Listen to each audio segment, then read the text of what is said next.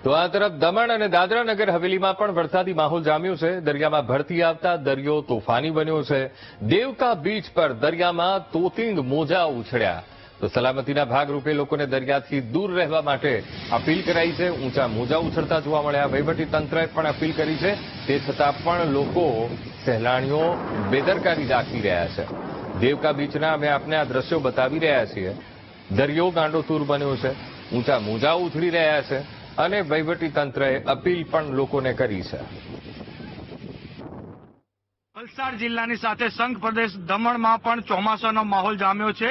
જે રીતે દમણમાં પણ ભારે વરસાદ વરસી રહ્યો છે। જોકે આજે દમણનો જે દરિયો છે તોફાની બન્યો છે અને જે રીતે અત્યારે દમણનો દરિયો અત્યારે જે દ્રશ્યો જોવા મળ્યા છે તોતિંગ મોજાઓ ઉછળી રહ્યા છે। આ જે દ્રશ્યો છે એ નાની દમણના દેવકા બીચ પર આવેલા નમો પથના દ્રશ્યો છે। દરિયો પોતાની સપાટી વટાવી ચૂક્યો છે અને જે રીતે પાણી છે દરિયાનું પાણી એ હવે રોડ પર આવી ગયું છે અને જે રીતે ધીરે ધીરે આ જે દ્રશ્યો છે એ તોફાની બનશે। પણ અહીંયા આવતા જે પ્રવાસીઓ તેના માટે આ નજારો ખૂબ જ રમણીય જોવા મળી રહ્યો છે। તો લોકો જોખમી રીતે ફોટા પડાવી રહ્યા છે। તો ક્યારેક આ જોખમ છે એ મોંઘું પણ પડી શકે છે। અહીંયા જે પ્રકારે જે દરિયો તોફાની બન્યો છે આવા ફોટા પડાવાય કે પછી દૂર રહેવું જોઈએ? થોડો રિસ્કી છે।